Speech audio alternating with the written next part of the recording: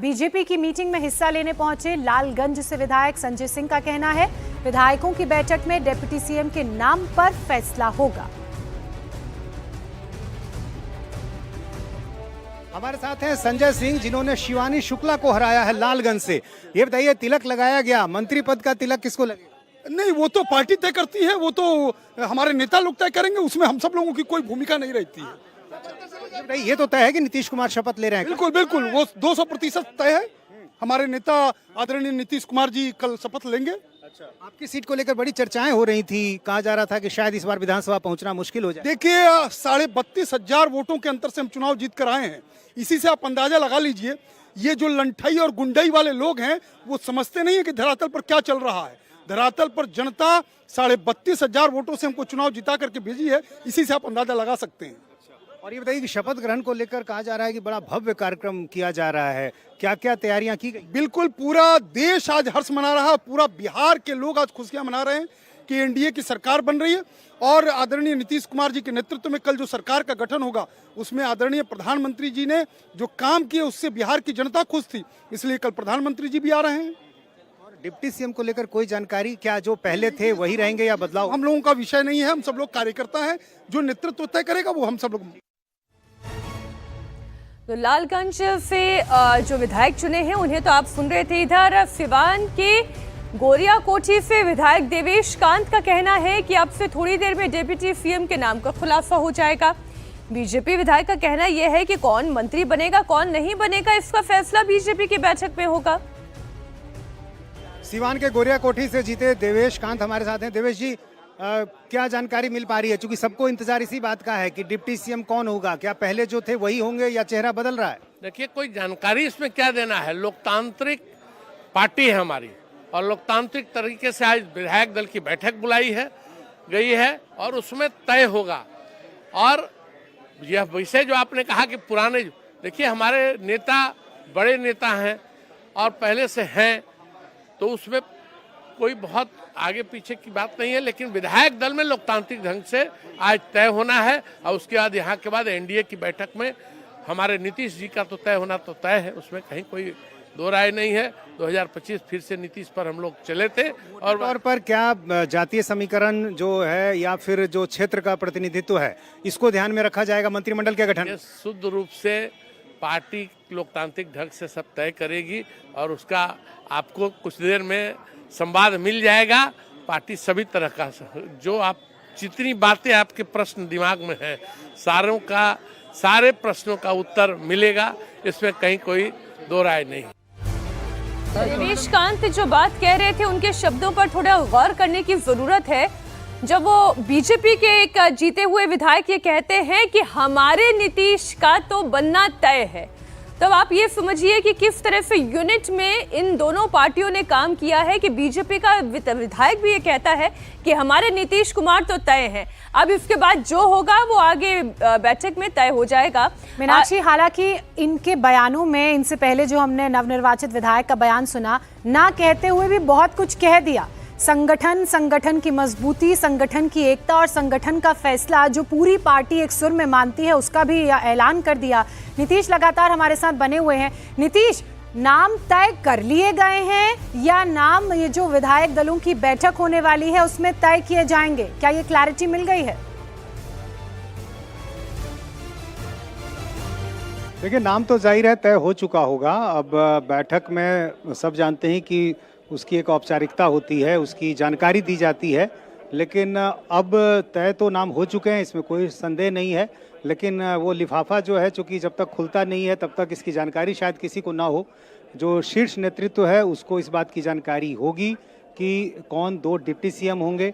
और चूँकि अब तक जो परंपरा रही है उसमें विधायक दल के नेता और उपनेता के तौर पर जिनके नाम की घोषणा की जाती है वही 2 डिप्टी सीएम बनते रहे हैं, तो इस बार भी उम्मीद की जा रही है कि इस बैठक में जैसे ही ये तय होगा कि नेता कौन हुआ और उपनेता कौन हुआ, उससे ये पता चल जाएगा कि यही वो 2 चेहरे हैं जो डिप्टी सीएम होंगे। सम्राट चौधरी, विजय सिन्हा, इन दोनों के नाम की चर्चा पहले से हो रही है। इससे पहले भी वो डिप्टी सीएम थे, तो इस बात की चर्चा है कि क्या वो रिपीट होंगे या फिर ये नाम बदल जाएंगे, कोई एक बदलेगा, दोनों बदल जाएंगे। ये तमाम ऐसे सवाल हैं जिसका इंतज़ार सबों को है और हम भी इंतजार कर रहे हैं कि जैसे ही ये बैठक शुरू होती है उसके बाद अंदर से क्या खबरें आती हैं। लेकिन सभी विधायक जो हैं जीते हुए वो यहाँ पर पहुँच चुके हैं। जिससे भी मेरी बात हुई है किसी को यकीनन इस बात की जानकारी नहीं है और इसलिए हर कोई इस मामले में विवश है कि आखिर क्या कुछ होता है। इसके बाद फिर मंत्री पद की चर्चा होगी। अभी तो सबसे बड़ी चर्चा इसी बात की है कि विधायक दल में डिप्टी सीएम के तौर पर दो चेहरे कौन सम्राट होंगे। चौधरी पर और मैं इसके थोड़ा बाद विस्तार से जब- बात करना चाह रही हूँ। हमने देखा था चुनावों से पहले जब प्रधानमंत्री प्रत्याशियों के पक्ष में प्रचार करने के लिए पहुंचे थे तो सम्राट चौधरी के इलाके में जाकर प्रधानमंत्री की तरफ से कहा गया था कि इनको जिताइए, बड़ी जिम्मेदारी इन्हें दी जाएगी। तो वो जिम्मेदारी किस रूप में होगी? जी हाँ, जाहिर है इस तरह से चुनाव प्रचार में संकेत दिए जाते हैं चुनाव के दौरान लोगों तक ये बात पहुंचाने के लिए भी कि उनके जो वोटर हैं उन तक ये बात पहुंचे कि यदि वो जीतते हैं तो उस इलाके के लिए बेहतर होगा। और ये बातें सम्राट चौधरी के लिए भी कही गई और विजय सिन्हा के लिए भी कही गई दूसरे नेताओं की तरफ से। तो जी। इसके आधार पर भी ये माना जा रहा है कि सम्राट चौधरी को बड़ी जिम्मेदारी मिलेगी। और इससे पहले भी हम देखते रहे हैं कि जिस तरह से उनको पार्टी की कमान दी गई, प्रदेश अध्यक्ष बनाया गया, इसके अलावा फिर जब उनको डिप्टी सीएम बनाया गया तो तमाम वो जिम्मेदारियां बताती हैं। और इसके अलावा जो बिहार का जातीय समीकरण है यदि आप उसको देखें तो जिस लवकुश वोट बैंक की सबसे ज़्यादा चर्चा होती है जो नीतीश कुमार से अब तक जुड़ा रहा है, लेकिन सबको मालूम है कि नीतीश कुमार अपने राजनीति के आखिरी पारी में हैं। तो ऐसी स्थिति में ये जो लवकुश वोट है उसको अपने साथ जोड़ने की कोशिश बीजेपी करती रही है। और यही कारण है कि देखिए महागठबंधन में जब नीतीश कुमार गए थे उसी समय सम्राट चौधरी को आगे लाकर प्रोजेक्ट किया गया था, ये मानते हुए कि जो कुछ वोट बैंक है, लवकुश है, वो हमारे साथ जुड़ा रहे। बाद में परिस्थितियां बदल गई, नीतीश कुमार ही बीजेपी में साथ आ गए, तो उसके बाद भी सम्राट चौधरी को और हमने वो ये भी जिम्मेदारी देखा दी जाती कि रही जो सम्राट चौधरी और नीतीश कुमार के बीच में वो दौर जब नीतीश कुमार महागठबंधन में थे और इधर सम्राट चौधरी बीजेपी की कमान इधर संभाल रहे थे तो एक तनाव था।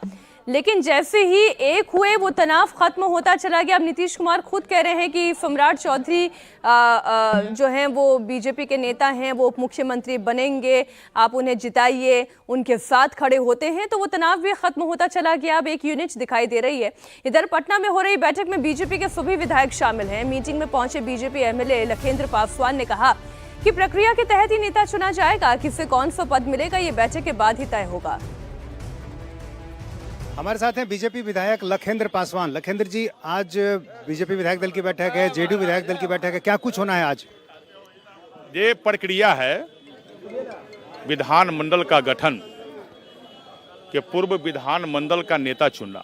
ये प्रक्रिया होती है हर पार्टी का, अन्य पार्टी का भी विधानमंडल की बैठक हो गई, नेता का चुनाव हो गया। उसी कड़ी में भारतीय जनता पार्टी की भी विधानमंडल की बैठक है। निश्चित रूप से इसमें चुनाव जो है नेता का, विधानमंडल के नेता और उपनेता का होगी, यही तो प्रक्रिया है। तो ये माना जाए कि जो नेता और उपनेता होंगे बीजेपी विधायक दल के, वही दोनों डिप्टी सीएम भी होंगे। देखिए, अभी तक का जो परंपरा रहा है वह परंपरा जो है यही रहा है, परंपरा तो यही रहा है, लेकिन ये तो तय करना पार्टी का काम है। तो दोनों डिप्टी सीएम जो पहले थे वही रहेंगे, क्या खबरें मिल रही हैं आपको? ये मैं नहीं बता सकता हूँ, क्योंकि ये बड़े लीडर का काम है।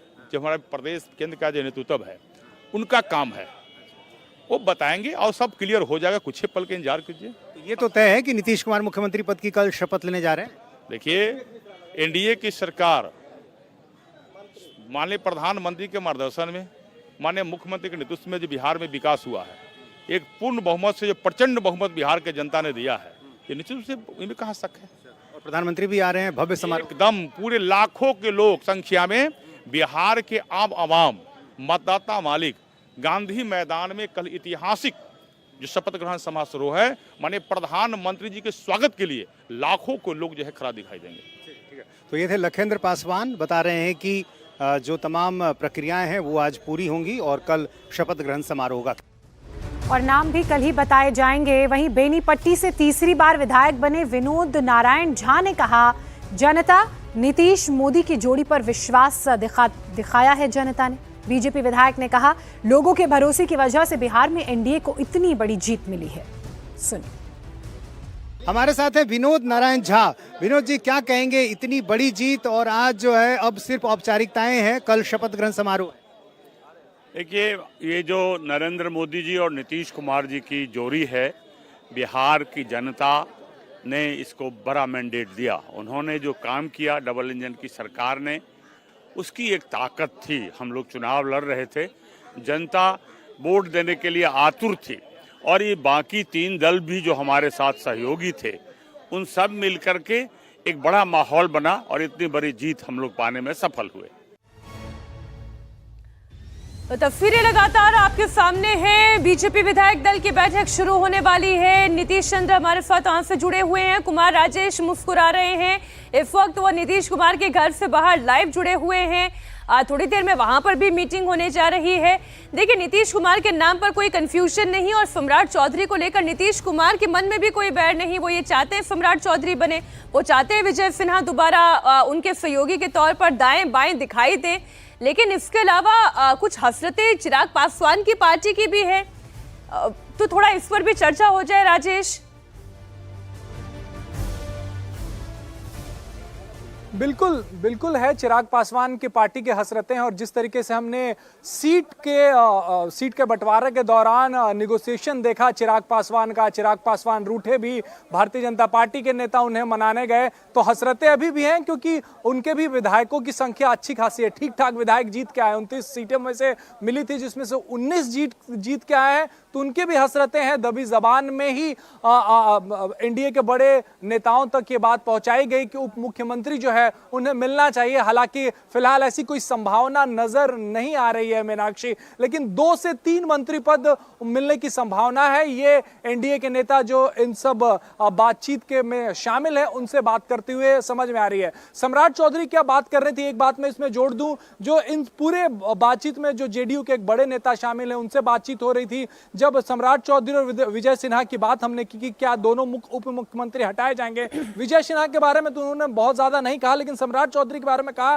कि जितनी भी बातें हो रही हैं, जो भी इंपॉर्टेंट डिस्कशन हो रहे हैं, उसमें सम्राट चौधरी को शामिल किया जा रहा है। साथ ही बीजेपी के अंदर खाने में मानना है कि अगर किसी नेता को जिम्मेदारी दी है और उसे अगर आपको बिहार में बड़ा नेता बनाना है तो वक्त देना पड़ेगा। तो सम्राट चौधरी के पीछे बीजेपी ने वक्त दिया है, अब उस वक्त को उन्हें हटाकर जाया नहीं करेगी। ये बात जेडीयू के अंदर से भी कही जा रही है। यही वजह है कि सम्राट चौधरी का तो बनना लगभग तय माना जा रहा है। चिराग पासवान की अपने ग्रास रूट से किसी विधायक को ग्रूम करना, उसके बाद उसे बिहार की राजनीति में एक बड़ा फेस बनाना, उसकी राजनीति को और आगे बढ़ाना और वोट बैंक मजबूत करना, जाहिर सी बात है उसमें तो वक्त लगता है। और वो बार बार जिस तरह से पार्टी का समर्थन मिलता है वो भी नजर आता है, सम्राट चौधरी को जिस तरह का समर्थन मिल रहा है।